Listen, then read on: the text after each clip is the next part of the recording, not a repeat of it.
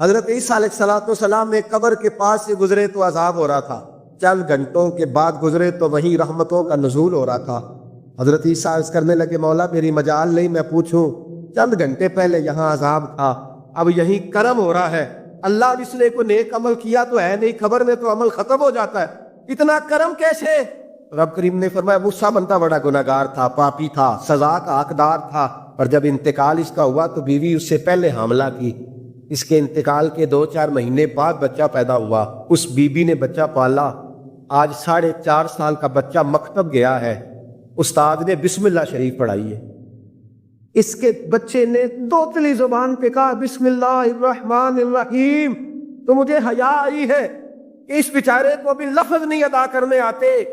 زمین پر بیٹھ کر یہ توتلی زبان سے مجھے رحمان اور رحیم کہے اور میں اس کے باپ کو سزا دوں؟ بس بچے نے ایک دفعہ بسم اللہ پڑھی ہے، میں نے باپ کے سارے گناہ معاف فرما دیے۔